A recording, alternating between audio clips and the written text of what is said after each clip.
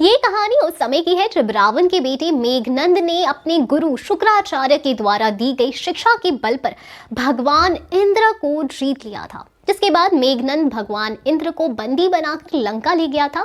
देवताओं के राजा होने के नाते भगवान इंद्र को छुड़ाने के लिए खुद ब्रह्मा जी लंका गए थे।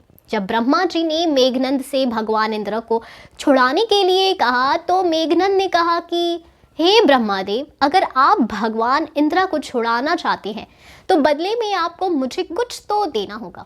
ब्रह्मा जी ने कहा तुम्हें जो वरदान चाहिए वो मांग लो। तब मेघनंद ने उनसे सभी अस्त्र शस्त्र का ज्ञान मांगा। इसके बाद ब्रह्मा जी ने मेघनंद को कई सारे वरदान दिए, जिनमें से एक वरदान का नाम था वीर घातिनी शक्ति। ये एक ऐसी शक्ति थी जिसका इस्तेमाल अगर किसी भी वीर पुरुष पर किया जाए तो वो बच नहीं सकता। जब रामायण का युद्ध चल रहा था और लक्ष्मण जी और मेघनंद के बीच युद्ध हो रहा था, तब मेघनंद समझ गया था कि लक्ष्मण से जीतना मुमकिन नहीं है। इसलिए उसने लक्ष्मण जी के ऊपर वीर घातिनी शक्ति का इस्तेमाल किया, जिसके बाद लक्ष्मण जी बेहोश हो गए। तब उस समय हनुमान जी सुसैन वैद्य के द्वारा बताई गई संजीवनी बूटी लेकर आए, जिसका इस्तेमाल करके लक्ष्मण जी के प्राणों को बचाया जा सका। वीर घातिनी शक्ति को ये बात बिल्कुल भी अच्छी नहीं लगी कि उसके वार से कोई कैसे जिंदा बच गया। तब वीर घातिनी सीधे ब्रह्मा जी के पास गई और उनसे कहा, हे पिताश्री, आपने मुझे जन्म दिया और मुझे ये वरदान भी दिया कि मैं जिस पर भी वार करूंगी वो जिंदा नहीं बचेगा, लेकिन लक्ष्मण जी पर मेरे वार का कोई असर नहीं हुआ।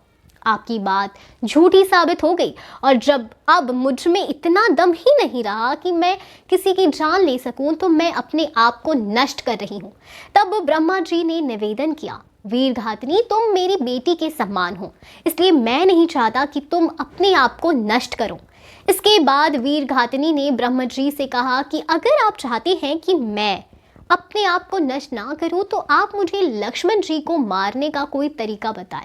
तब ब्रह्मा जी ने कहा, जैसे तुम मेरी बेटी के समान हो वैसे ही लक्ष्मण जी खुद भगवान विष्णु के शेषनाग का अवतार है और मैं तुम्हें ऐसा कोई तरीका नहीं बता सकता हूं जिससे तुम लक्ष्मण जी को मार सको।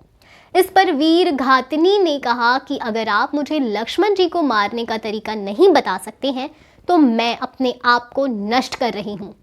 तब ब्रह्मा जी ने वीर घातिनी का मान रखने के लिए उसे कहा कि तुम अपने आप को नष्ट मत करो, तुम बानासुर के घर इसी शक्ति के रूप में जन्म लो। इसके बाद जब एक युद्ध खत्म हो जाता है तब भगवान श्री राम अयोध्या वापस आ जाते हैं और उन्हें ना चाहते हुए भी सीता माता को वनवास के लिए भेजना पड़ता है। सीता माता को वनवास पर भेजने के कुछ ही दिनों बाद श्री राम लक्ष्मण जी को लेकर साधु के भेष में सीता माता को ढूंढने निकलते हैं। ढूंढते ढूंढते वो दोनों पाताल लोक के राजा बाली के बेटे बानासुर के नगर आ जाते हैं।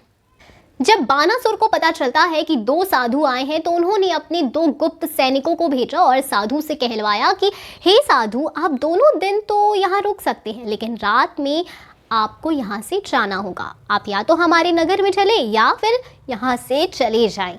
श्री राम उन सैनिकों से कहते हैं कि मैं कहीं नहीं जाऊंगा, यहीं रहूंगा। वो सैनिक ये बात जाकर बानासुर को बताते हैं, जिसके बाद बानासुर खुद उन दोनों साधुओं से मिलने आते हैं। बानासुर उन दोनों साधुओं से कहते हैं कि रात के समय यहाँ पर दो दानव आते हैं, इसलिए मैं आपको यहाँ पर रुकने की इजाज़त नहीं दे सकता हूँ। या तो आप मेरे नगर में चले या फिर यहाँ से चले जाएं। लेकिन श्री राम ने उनसे भी यही कहा कि वो यहाँ से कहीं नहीं जाएंगे। इसके बाद रात हो जाती है और वो दोनों दानव भी आ जाते हैं, लेकिन श्री राम अपने धनुष बाण से उन दोनों दानव को मार देते हैं। जब सुबह होती है तो बानासुर देखता है कि वो दोनों साधु हैं मगर वीर भी है। इससे खुश होकर बानासुर ने साधु के रूप में श्री राम से उनकी बेटी से विवाह करने का निवेदन किया।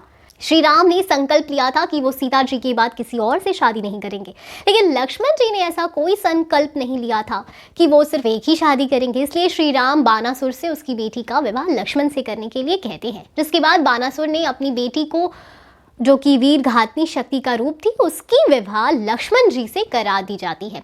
विवाह होने के बाद रात के समय वीर घातनी शक्ति ने लक्ष्मण जी के ऊपर हमला कर दिया, जिससे लक्ष्मण जी की मृत्यु हो जाती है और इस तरह से वीर घातनी शक्ति लक्ष्मण जी से अपना बदला पूरा कर लेती है। तो एक ऐसी ही कहानी आपको आदि पुरुष में देखने को मिल सकती है। तो आप कितने एक्साइटेड इस मूवी के लिए बताएं हमें कमेंट सेक्शन में। हम फिर मिलेंगे एक नई वीडियो के साथ। तब तक खुश रहिए, सेफ रहिए। Thank you.